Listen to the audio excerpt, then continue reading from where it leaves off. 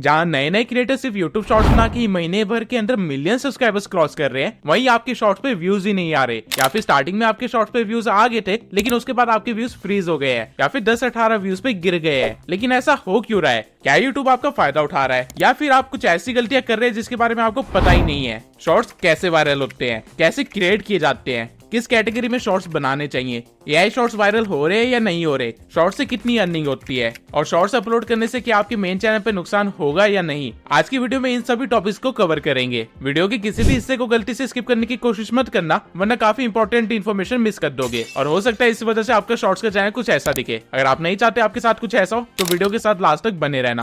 अब इससे पहले कि मैं शॉर्ट्स के बारे में आप लोगों को कुछ और बताऊं, आप लोगों का एक क्वेश्चन मुझे हर वीडियो पे आता है कि मैं इतनी हाई क्वालिटी थंबनेल्स कैसे अपलोड करता हूं और मेरी वीडियोस 4K में कैसे होती है। तो मैं आपको बता दूं कि ये काम आप किसी भी एनहांसर के साथ बड़े आसानी से कर सकते हैं। राइट नाउ एक सॉफ्टवेयर जो बहुत ही ज्यादा अच्छे से वर्क कर रहा है वो है वंडरशेयर यूनिक कन्वर्टर। इस सॉफ्टवेयर के थ्रू आप अपने थंबनेल्स को लो क्वालिटी से हाई क्वालिटी में सिर्फ एक क्लिक से ही कन्वर्ट कर सकते हैं। जैसा कि आप देख सकते हैं यहाँ हमारे थंबनेल में कितने इजीली इसने स्मूथ एरियाज को इंक्रीज कर दिया, साथ में कलर को भी थोड़ा बहुत एनहांस कर दिया है, जो कि बहुत आसानी से हमारे CTR को इंक्रीज कर देगा। इसके सिवाय यूनिक कन्वर्टर में आपको वीडियो एनहांसिंग का भी एक फीचर दिया गया है, जहाँ पे अगर आप अपनी वीडियो को अपलोड करेंगे तो आप उसकी फ्रेम रेट को इंक्रीज कर सकते हैं, उसमें नॉइज रिमूव कर सकते हैं, या फिर एआई अपस्केलर में जाके अपनी वीडियो की क्वालिटी को 2x या 4x कर सकते हैं। जैसा कि आप यहाँ पे फर्क देख सकते हैं कि मेरी वीडियो कितनी शार्प हो गई है और उसके कलर्स भी एनहांस हो गए हैं। और यूनिक कन्वर्टर्स के फीचर्स यहीं पे खत्म नहीं होते। आपके साथ ऐसा कई बार हुआ होगा कि आपने गूगल से कोई इमेज डाउनलोड की होगी अपनी वीडियो में यूज करने के लिए, लेकिन वो image as a web file download हो जाती है जिसे आप यूज नहीं कर सकते। तो यूनिक कन्वर्टर में आपको इमेज को अलग अलग फॉर्मेट्स में कन्वर्ट करने का भी ऑप्शन मिलता है, और सिर्फ इमेजेस ही नहीं बल्कि यहाँ से आप अपनी वीडियोस को भी अलग अलग तरह के फॉर्मेट में कन्वर्ट कर सकते हैं। ये सिर्फ कुछ सेकंड्स का टाइम लेगा और आपकी वीडियो को एक क्लिक के अंदर ही किसी अलग फॉर्मेट में कन्वर्ट कर देगा। इसके सिवाय अगर आप एक यूट्यूबर है और अपनी लॉन्ग वीडियोस को अपने फोन में रखते हैं जिसकी वजह से आपकी स्टोरेज भरे जा रही है, तो यहाँ यूनिक कन्वर्टर में आपको वीडियो कंप्रेस करने का भी एक ऑप्शन दिया गया है। जैसा कि आप यहाँ पे देख सकते हैं कि हमारे 3 GB की फाइल को ये बड़े आराम से 2 GB में कन्वर्ट कर देगा, और वो भी सिर्फ एक क्लिक से। ये वीडियो 17 मिनट लंबी है लेकिन इसने कुछ सेकंड्स का टाइम लेके उसे कन्वर्ट कर दिया, और ऐसे मैंने अपने फोन में 1 GB की स्टोरेज बचा ली। और यूनिक कन्वर्टर के फीचर्स यहीं पे खत्म नहीं होते, बल्कि यहाँ पे एआई टूल्स का पूरा भंडार है। आप एआई से स्क्रिप्ट जनरेट करवा सकते हैं, टेक्स्ट टू स्पीच में कन्वर्ट करवा सकते हैं, सबटाइटल एडिटर आपको मिलता है, वाटरमार्क रिमूवर आपको मिलता है, गाने से आप वोकल रिमूव कर सकते हैं, बैकग्राउंड रिमूव कर सकते हैं अपनी वीडियो से, और ऐसे ही काफी सारे यूनिक फीचर्स आपको दिए गए हैं। अगर आप एक यूट्यूबर है और एक इन्फ्लुएंसर है तो आपको इन फीचर्स की जरूरत कदम कदम पे पड़ने वाली है, इसलिए आप मेरे डिस्क्रिप्शन में दिए हुए लिंक से जाके यूनिक कन्वर्टर को डाउनलोड कर सकते हैं और इसके सभी यूनिक फीचर्स को इस्तेमाल कर सकते हैं, जिससे आपका काम काफी आसान हो जाएगा। ओके, तो अब स्टार्ट करते हैं सबसे बेसिक क्वेश्चन से, यूट्यूब शॉर्ट्स है क्या? I know you must be thinking कि टाइम वेस्ट क्यों कर रहा है, इतना तो हमें पता ही है, लेकिन एक्चुअल में आपको सिर्फ इतना ही पता है कि यूट्यूब शॉर्ट्स एक फीचर है जहाँ पे आप 1 मिनट की वीडियो अपलोड कर सकते हैं 9:16 में और वहां से व्यूज गेन कर सकते हैं। लेकिन ये सिर्फ अपर व्यू है, इसके नीचे एक बहुत ही डार्क सिस्टम है जिसको आपको जानना बहुत ही जरूरी है। शॉर्ट्स को क्रिएट किया गया था एक ऐसी ऑडियंस के लिए जिनको फास्ट कंटेंट चाहिए था, जिनका डोपामाइन लेवल इतना ज्यादा हो गया है कि उनको लॉन्ग फॉर्म वीडियोस अब बोरिंग लगती है और उनको ज्यादा से ज्यादा कंटेंट जितनी जल्दी हो सके उतनी जल्दी कंज्यूम करना है। आज की जनरेशन के 14 साल से लेकर 25 साल के मैक्सिमम लोग इसी तरह की कैटेगरी में आते हैं, और यही आपकी ऑडियंस भी बनने वाली है। और एक चीज आपको इस ऑडियंस के बारे में अच्छे से पता होना चाहिए, ये ऑडियंस कभी भी आपकी लॉन्ग फॉर्म कंटेंट की ऑडियंस नहीं बन सकती है, और यही रीजन है कि मिस्टर बीस्ट जैसे बड़े यूट्यूबर्स ने भी शॉर्ट्स फॉर्म कंटेंट बनाना ही बंद कर दिया। इसके सिवाय शॉर्ट्स में आपको सिर्फ 1 मिनट दिया जाता है वो काम करने के लिए जो कि आप एक लॉन्ग फॉर्म कंटेंट में 10 मिनट के अंदर करते थे, और क्योंकि यहाँ पे आपको सिर्फ 1 मिनट मिला है इसका मतलब ये नहीं है कि आपकी यहाँ पे मेहनत कम लगेगी, बल्कि हो सकता है यहाँ पे आपकी लॉन्ग फॉर्म कंटेंट से ज्यादा ही मेहनत लग जाए, क्योंकि यहाँ पे आपको चीजें फास्ट करनी है, ज्यादा बेटर वे में करनी है, और ऐसे करनी है कि 1 मिनट के अंदर सारी मेहनत आपकी दिख जाए। और एक बार के लिए इन सब चीजों को अगर हम साइड में रख भी दे तो शॉर्ट्स का एल्गोरिदम लॉन्ग फॉर्म कंटेंट से काफी अलग है, जिसकी आदत आपको अभी नहीं पड़ी है, और उसे एनालाइज करना तो आपको बिल्कुल भी नहीं आता। अब आइए पहले ये समझ लेते हैं कि शॉर्ट्स का एल्गोरिदम वर्क कैसे करता है। आई एम श्योर आपकी 90% प्रॉब्लम तो यहीं पे सॉल्व हो जाएगी। अगर आपने कभी अपने शॉर्ट्स के एनालिटिक्स में जाके देखा होगा तो आपको कुछ ऐसा ग्राफ दिखा होगा, जहाँ पे आपके ग्राफ में पहले आपको रीच मिलती है, फिर वो एकदम से स्टेबल हो जाता है,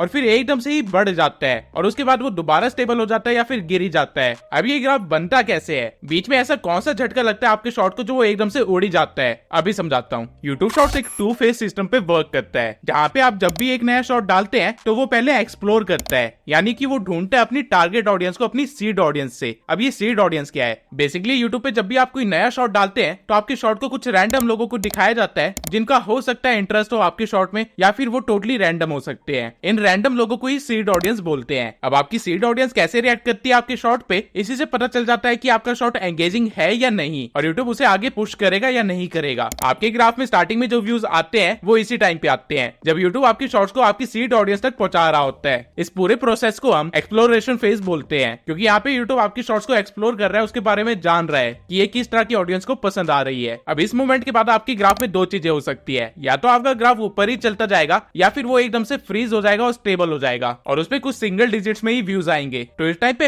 हो क्या रहा है कि यूट्यूब ने जिस सीड ऑडियंस को आपकी शॉर्ट दिखाई थी, अगर उन्होंने उस पर अच्छे से एंगेज किया तो आपका ग्राफ सीधा ऊपर जाता रहेगा, लेकिन मैक्सिमम केसेस में ऐसा नहीं होता है। एक्सप्लोरेशन फेज के बाद यूट्यूब आपके शॉर्ट्स को इतनी ज्यादा रीच नहीं देता है और धीरे धीरे लोगों को दिखाता है ताकि वो पता कर सके कि आपकी टारगेट ऑडियंस है कौन सी। और जैसे ही आपकी शॉर्ट की टारगेट ऑडियंस मिलती है, आपका एक्सप्लोइटेशन फेज स्टार्ट हो जाता है, जहाँ पे एकदम से आपका शॉर्ट वायरल हो जाता है और आप बहुत सारे व्यूज एकदम से गेन कर लेते हैं। लेकिन ऐसा हमेशा नहीं होता रहता, एक टाइम के बाद एक्सप्लॉइटेशन फेज भी खत्म हो जाता है और आपके शॉर्ट्स के व्यूज अगेन फ्रीज हो जाते हैं या फिर स्लो हो जाते हैं। अब इन दोनों फेजेस की साइकिल चलती रहती है, जिससे आपको व्यूज आते रहते हैं, रुकते रहते हैं, आते रहते हैं, रुकते रहते हैं। और यूट्यूब शॉर्ट्स का एल्गोरिथम कुछ इसी तरह का है। अब इस पूरे सिनेरियो में मैंने ये कहा कि यूट्यूब स्टार्टिंग में आपको व्यूज देगा, लेकिन आई नो आप में से काफी सारे क्रिएटर्स ऐसे हैं जिनको स्टार्टिंग में भी व्यूज नहीं मिलते, और इस चीज के पीछे ये सारे रीजंस हो सकते हैं।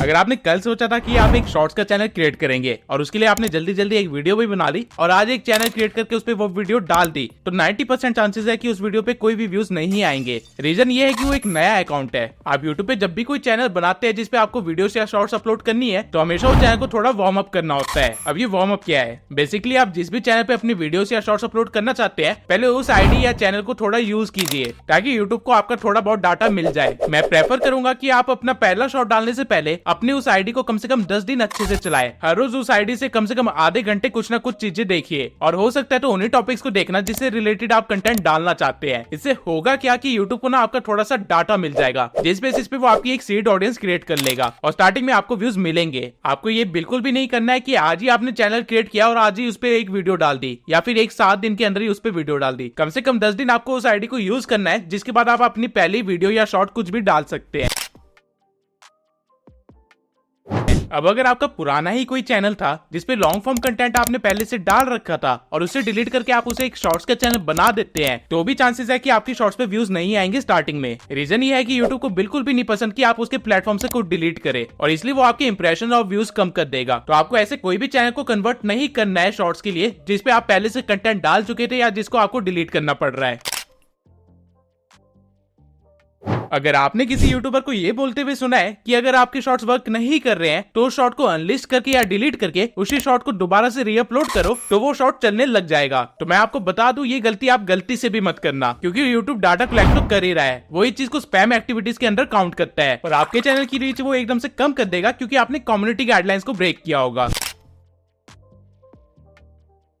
अगर आप अपने चैनल पे पहले लॉन्ग फॉर्म कंटेंट डालते थे और ट्रेंड को देख के आप अपने चैनल पे शॉर्ट्स भी डालना स्टार्ट कर दिए, तो हो सकता है स्टार्टिंग में आपको व्यूज ना आए या फिर जो व्यूज आए वो एक टाइम के बाद आपकी फ्रीज हो जाए। ऐसा इसलिए होगा क्योंकि आपकी सीड ऑडियंस आपके सब्सक्राइबर्स ही होंगे और हो सकता है वो आपकी शॉर्ट के साथ उस तरह एंगेज ना करे जैसे वो आपकी लॉन्ग फॉर्म कंटेंट के साथ एंगेज करते हैं, क्योंकि इन दोनों फॉर्म ऑफ कंटेंट की ऑडियंस बिल्कुल ही अलग है। तो यूट्यूब तो आपके सब्सक्राइबर्स को ही आपकी सीड ऑडियंस मान के उनको आपके शॉर्ट को प्रमोट कर देगा, जिसके बाद वो लोग अच्छे से एंगेज नहीं करेंगे और आगे वो आपकी शॉर्ट को पुश नहीं करेगा। अब यहाँ तक मैंने आपको शॉर्ट्स का एल्गोरिथम समझा दिया और चीजें अगर एल्गोरिथम के अकॉर्डिंग नहीं चल रही होगी तो उसके रीजंस भी बता दिए। अब मैं आपको वो मैट्रिक्स बता देता हूं जिसका आपको ध्यान रखना है और एनालाइज करना है अगर आप अपने शॉर्ट्स को वायरल करना चाहते हैं। तो जनरली जब हम लॉन्ग फॉर्म कंटेंट डालते हैं तो हम इंप्रेशन, सीटीआर और वॉच टाइम को देख के अपने वीडियो की सक्सेस का पता लगाते हैं, लेकिन शॉर्ट्स में ये चीजें अलग है। यहाँ पे सीटीआर की जगह हुक है, इंप्रेशन की जगह व्यूज है और वॉच टाइम की जगह ऑडियंस रिटेंशन पे ध्यान देना है। अब इन सब चीजों को मैं एक एक करके एक्सप्लेन कर देता हूँ। आपके शॉर्ट्स पे मैक्सिमम व्यू शॉर्ट्स फीड से आते हैं, जहाँ पे लोग स्वाइप कर रहे होते हैं और जो शॉर्ट उनको ज्यादा पसंद आती है उसे वो थोड़ी देर ज्यादा देखते हैं। लेकिन ये कौन से शॉर्ट्स होते हैं जो उनको पसंद आती है और आपके शॉर्ट्स लोग क्यों नहीं देखते? रीजन है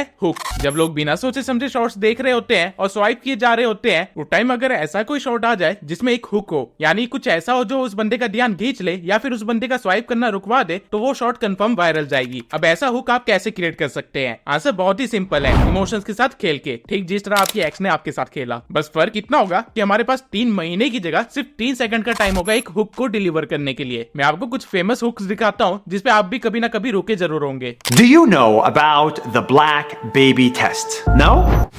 Have you ever heard of the region beta paradox? You might be suffering from it right now. अब ये दोनों सेंटेंसेस एक्चुअली में हुक्स थे जो कि इनकी एडिटर्स ने जानबूझ के बोला था ताकि आपका ब्रेन जो अभी तक सिर्फ ज़ॉम्बीज की तरह स्क्रॉल किए जा रहा था वो एकदम से एक्टिव हो जाए और सोच में पड़ जाए। अब जब ऐसा होगा तो ऑब्वियसली आप स्क्रॉल नहीं कर पाओगे और जो शॉट आप सिर्फ 3 सेकंड के अंदर अभी स्क्रॉल करने वाले थे उसे बिना जाने आराम से 10 से 15 सेकंड देख जाओगे क्योंकि आपका ब्रेन अभी चीजें प्रोसेस कर रहा होगा। और इसी तरह ये क्रिएटर्स इजिली अपना फायदा निकाल लेंगे और अपनी शॉट्स को वायरल कर लेंगे। मैं आपको थोड़े और हुक्स का एग्जांपल दिखाता हूँ। I never buy silk, and this is the strange reason why. I was today years old when I found this out. अब अगर आप यहाँ पे ध्यान देंगे तो इन दोनों क्रिएटर्स ने अपने हुक के साथ आपके मन के अंदर एक क्यूरियोसिटी पैदा कर दी। इन दोनों क्रिएटर्स ने अपने पर्सनल एक्सपीरियंस शेयर किए हैं ताकि ऑडियंस उससे कनेक्ट कर पाए और ये इन्होंने कुछ ऐसी लाइंस बोल के किया है, I will never buy this या फिर I was 2 days year old. ये सुनते ही आपके मन में एक क्यूरियोसिटी जाग जाएगी कि ये बंदा ऐसा क्यों नहीं कर रहा या फिर इसको क्या पता चला है और आगे फिर वो इसी क्यूरियोसिटी का आंसर देते हैं, I will never buy silk cloth and this is the reason why I was 2 days year old when I realised that. अब जहाँ पे पहले आप सिर्फ बातें सुन रहे थे और देख रहे थे वहीं पे अब आपका ब्रेन एंगेज हो गया है और वो जानना चाहता है कि आगे क्या होने वाला है और इसको क्या पता चला है या फिर ये ऐसा क्यों नहीं कर रही है। लोग जिस चीज से रिलेट कर पाते हैं उस चीज से वो ज्यादा एंगेज करते हैं। ठीक इसी तरह हुक्स के कई सारे एग्जांपल्स हैं और हुक्स इतने क्रिएटिवली बनाए जा सकते हैं कि मैं इस टॉपिक पे बिल्कुल एक अलग ही वीडियो बना सकता हूँ। अगर आप चाहते हैं कि मैं हुक्स के ऊपर एक अलग से ही वीडियो बनाऊं तो कमेंट सेक्शन में जाके हुक लिख दीजिए। अगर 2000 कमेंट्स आते हैं जिसमें आप लोगों ने हुक लिखा होगा तो मैं इस टॉपिक पे एक अलग से वीडियो बना दूंगा। अब एक बार आपने अपनी ऑडियंस को शॉर्ट पे हुक कर लिया है, इसके बाद आपको ध्यान देना है कि वो आपके शॉर्ट को पूरा देखे। जहां लॉन्ग फॉर्म कंटेंट को इस बेसिस पे प्रमोट किया जाता है कि वो कितना ट्रेंडिंग है या फिर कितना सर्चेबल है, वहीं शॉर्ट फॉर्म कंटेंट को इस बेसिस पे प्रमोट किया जाता है कि लोगों ने उसे कितना देखा है और इसी चीज को हम ऑडियंस रिटेंशन बोलते हैं। आपको ट्राई करना है कि आपकी ऑडियंस रिटेंशन हमेशा 100% के करीब हो या फिर ज्यादा से ज्यादा सिर्फ 90% तक गिरे। अगर आपकी ऑडियंस रिटेंशन इससे भी ज्यादा गिर रही है तो इसका मतलब ये है कि आपकी ऑडियंस आपकी शॉर्ट के साथ ज्यादा एंटरटेन नहीं हो रही है और बहुत ही जल्द यूट्यूब आपकी शॉर्ट को प्रमोट करना बंद कर देगा। देखिए, यूट्यूब को सिर्फ एक ही चीज से मतलब है और वो ये है कि उसके प्लेटफॉर्म पे लोग जितनी ज्यादा देर तक हो सके उतनी ज्यादा देर तक रुके। और क्योंकि शॉर्ट फीड में आपको चीजें सर्च नहीं करनी पड़ती बल्कि यूट्यूब खुद आपके सामने चीजें रखता है, तो यूट्यूब हमेशा ये ट्राई करेगा कि वो आपके सामने बेस्ट चीज रखे ताकि आप उसके प्लेटफॉर्म को छोड़ के ना जाए। और ये बेस्ट चीज होगी क्या? वो शॉर्ट जो ज्यादा देर तक लोगों को एंटरटेन कर पा रही है, ना कि वो जिसको देख के लोग स्वाइप कर दे रहे हैं या फिर अपना मूड चेंज कर दे रहे हैं। अब आई नो आप में से काफी सारे स्मार्ट क्रिएटर्स होंगे जो सोचेंगे कि मैं सिर्फ एक 10 सेकंड का शॉर्ट बनाता हूँ जिसमें हुक के साथ ऑडियंस रिटेंशन गेन करना तो बहुत ही आसान होगा और क्योंकि मेरी ऑडियंस रिटेंशन बहुत ज्यादा होगी तो यूट्यूब उसे वायरल भी कर देगा। लेकिन यहाँ पे केस उल्टा है। एक foreigner YouTube expert paddy Galloway ने एक स्टडी की थी जिससे पता चला था कि यूट्यूब शॉर्ट जो कि 50 से 60 सेकंड्स के होते हैं उनको यूट्यूब खुद ज्यादा प्रमोट करता है, वहीं कंपैरेटिवली जो शॉर्ट सिर्फ 10 से 15 सेकंड्स के होते हैं यूट्यूब उनको बहुत कम प्रमोट करता है। अब इसके पीछे का रीजन बहुत ही सिंपल है। यूट्यूब ये तो चाहता है कि आपकी ऑडियंस रिटेंशन अच्छी हो, लेकिन वो ये भी चाहता है कि ऑडियंस रिटेंशन लंबी भी हो ताकि उसे ज्यादा शॉर्ट्स के साथ एक्सपेरिमेंट ना करना पड़े। तो आप क्या कर सकते हैं कि आप 30 से 40 सेकंड्स के शॉर्ट्स बना सकते हैं जिसमें आपको ऑडियंस रिटेंशन गेन करना बहुत ही आसान रहेगा और यूट्यूब भी आपको प्रमोट करेगा।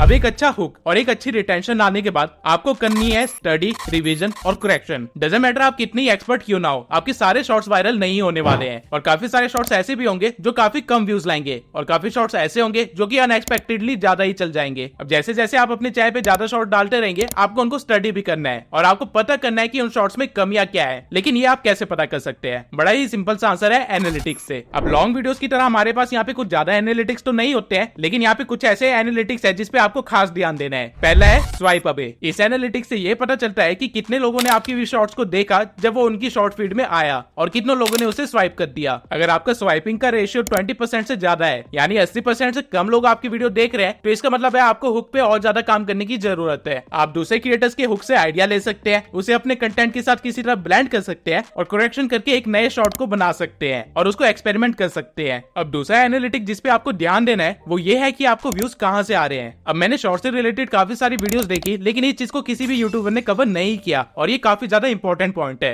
आप में से हर एक क्रिएटर को शॉर्ट फीड से व्यूज नहीं आने वाले हैं। कई सारे ऐसे क्रिएटर्स भी होंगे जिनको ब्राउजिंग फीचर से व्यूज आ रहे होंगे। अगर आप भी ऐसे क्रिएटर है जिसको ब्राउजिंग फीचर से ज्यादा व्यूज आते हैं या फिर आपके काफी सारे शॉर्ट्स ऐसे हैं जिसमें आपको ब्राउजिंग फीचर से ज्यादा व्यूज आ रहे थे कंपेयर टू शॉर्ट फीड से, तो आपको ऐसे टॉपिक्स पे शॉर्ट्स बनाने चाहिए जो कि सर्चेबल है या फिर ट्रेंडिंग है, क्योंकि आपका चैनल ऑलरेडी इस चीज पे रैंक कर रहा है। अगर आपने कोई ऐसी कैटेगरी या नीश चूज करी है जिसमें आपको लोग सर्च करके ढूंढ रहे हैं, तो आपको शॉर्ट्स भी उसी तरह की बनानी चाहिए जो कि ज्यादा इन्फॉर्मेटिव हो और ज्यादा सर्चेबल हो। वहीं अगर आपको शॉर्ट फीड से व्यूज आ रहे हैं तो आपको बस दो चीजों का ध्यान देना है, एक हुक और दूसरा ऑडियंस रिटेंशन। अब अगर आपने किसी ऐसी कैटेगरी में अपना शॉर्ट्स का चैनल बनाया है जिसपे लोग सर्च करके आते हैं या फिर आपको ब्राउजिंग फीचर से व्यूज मिलते हैं, तो आपको फायदा ये होगा कि आपको लॉन्ग टर्म में व्यूज मिलते रहेंगे, आपके व्यूज कभी भी फ्रीज नहीं होंगे और आपके व्यूज कभी भी रुकेंगे नहीं। वहीं अगर आपको शॉर्ट फीड से व्यूज आते हैं तो आपको बस यहाँ पे एक डीमेरिट है, वो ये है कि आपको हमेशा कंटेंट डालते रहना पड़ेगा और प्रीवियस क्वालिटी से अच्छा करके डालते रहना पड़ेगा, वरना एक टाइम के बाद आपके सारे शॉर्ट्स पे व्यूज आना बंद हो जाएंगे और आपके व्यूज फ्रीज हो जाएंगे। अब आप लोगों को एक चीज समझने की जरूरत है, जिन लोगों को ब्राउजिंग फीचर से व्यूज आ रहे हैं और जिन लोगों को फीड से व्यूज आ रहे हैं, इन दोनों की ऑडियंस में काफी डिफरेंस है। आपको हमेशा ट्राई करना है कि आप अपने ऑडियंस की बेसिक से बेसिक एक्टिविटी के पीछे भी अच्छे से लॉजिक ढूंढे। अगर आप अपनी ऑडियंस की माइक्रो एक्टिविटीज को भी अच्छे तरीके से समझने लग जाएंगे, उनके एक्शंस के पीछे का रीजन समझने लग जाएंगे, तो आपको कोई भी सक्सेसफुल होने से नहीं रोक सकता, क्योंकि अल्टीमेटली यूट्यूब पूरी ऑडियंस की माइंडसेट के अकॉर्डिंग ही वर्क करता है। जो लोग फीड से शॉर्ट्स को देख रहे हैं वो मैक्सिमम वेल ही जनता है, वो एंटरटेनमेंट के लिए आई है। वही जो लोग सर्च करके कोई चीज देख रहे हैं वो या तो इन्फॉर्मेशन लेने आई है या फिर कुछ चीज के बारे में जानने आई है, और इन दोनों की माइंडसेट में काफी डिफरेंस होगा और इनकी एक्टिविटीज भी डिफरेंट होगी। एज ए क्रिएटर ये आपकी रिस्पॉन्सिबिलिटी है जानना कि आपके चैनल पे किस तरह की ऑडियंस है और उनको किस तरह कनेक्ट कर सकते हैं और एंगेज करवा सकते हैं अपने साथ और अपने कंटेंट के साथ। अब हम लोगों ने शॉर्ट्स के एल्गोरिथम को समझ लिया, व्यूज फ्रीज क्यों होते हैं उसके रीजंस देख लिए, शॉर्ट्स वायरल करने और स्टडी करने के तरीके भी देख लिए। अब आते हैं मेन क्वेश्चन पे, शॉर्ट्स किस नीश में स्टार्ट करें और किस तरह के शॉर्ट्स मोनेटाइज होते हैं। तो सबसे पहली बात तो ये है कि आप किसी भी कैटेगरी में शॉर्ट्स का चैनल स्टार्ट कर सकते हैं, और बेटर होगा अगर आप उसी नीश में अपने चैनल को स्टार्ट करें जिसके आपके पास ऑलरेडी नॉलेज है या जिसमें आपका इंटरेस्ट है। इसके सिवाय अगर आप नहीं चाहते कि आपके 3-4 शॉर्ट्स पे अच्छे व्यूज आए और उसके बाद आपके शॉर्ट्स पे व्यूज आना ही बंद हो जाए, तो आपको अपने कंटेंट क्रिएशन की अप्रोच को थोड़ा चेंज करना पड़ेगा। आपको स्टार्टिंग के कुछ शॉर्ट्स लगभग 1 महीने का कंटेंट ऐसे डालना होगा जैसे कि आप एक प्लेलिस्ट बना रहे हैं। जिस तरह एक प्लेलिस्ट किसी नीश की सब कैटेगरी होती है, ठीक उसी तरह आपको अपने शॉर्ट चैनल के स्टार्टिंग के 30 शॉर्ट्स सेम नीश की सब कैटेगरी के अंदर ही रखने हैं, तभी आपको ग्रोथ दिखाई देगी और आपका चैनल एकदम से डेड नहीं होगा। और अगर आपको 2 महीने के बाद भी कोई ग्रोथ ना दिखाई दे तो आप नीश चेंज करने के बारे में सोच सकते हैं। अभी के टाइम पे एआई, मोटिवेशन,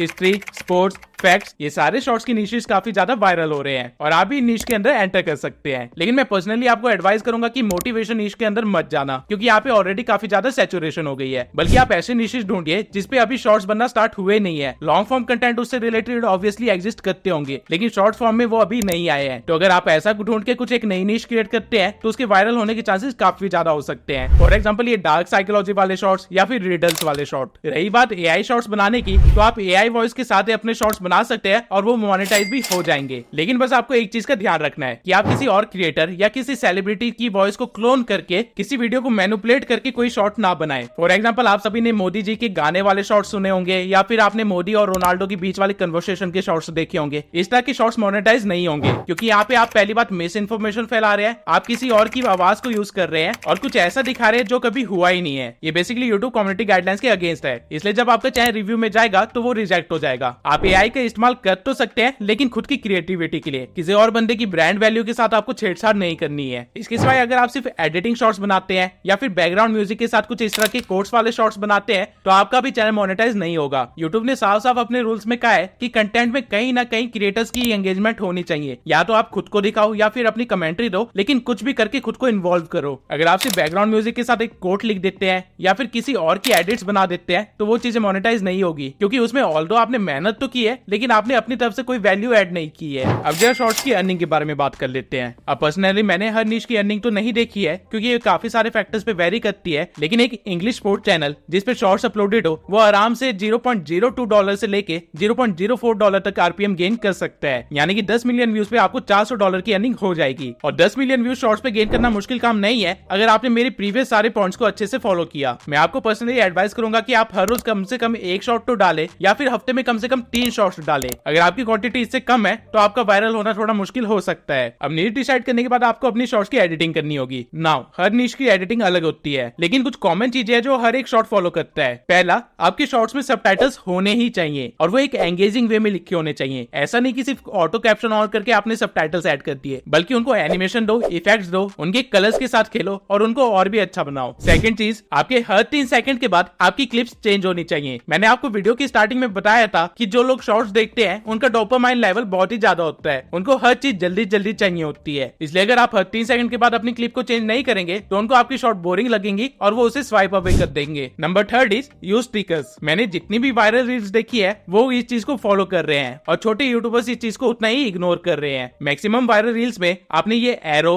सर्कल या फिर इमोजी वाले स्टिकर्स देखे होंगे और ये चीज आपकी शॉर्ट्स को काफी ज्यादा एंगेजिंग बनाते हैं। तो मैं आपको प्रेफर करूंगा कि आप भी इन चीजों का यूज करें। अब हम लोगों ने इस वीडियो में हर एक उस एलिमेंट को कवर कर लिया है जो आपके शॉर्ट्स को वायरल करने के लिए और आपके शॉर्ट्स वाले चैनल को ग्रो करने के लिए इंपॉर्टेंट है। लेकिन अगर आप लोग एक प्रैक्टिकल नॉलेज चाहते हैं और चाहते हैं कि मैं एक 30 दिन का चैलेंज लूं जहां पे मैं एक शॉर्ट चैनल को 30 दिन के अंदर ग्रो करके दिखाऊं, तो कमेंट सेक्शन में आई चैलेंज #TubeSense लिख दीजिए। अगर आप लोगों ने ऐसे 1000 कमेंट पूरे कर दिए तो मैं आपके चैलेंज को एक्सेप्ट करूंगा और 30 दिन के अंदर एक शॉर्ट्स के चैनल को ग्रो करके दिखाऊंगा और उसकी पूरी एक डॉक्यूमेंट्री बना के आपको प्रेजेंट भी करूंगा। तब तक के लिए अगर आप जानना चाहते हैं कि आपके नए बनाए शॉर्ट चैनल पे व्यूज क्यों नहीं आ रहे हैं तो इस वीडियो को जरूर देखना, हो सकता है आपको इस वीडियो में आपका आंसर मिल जाए।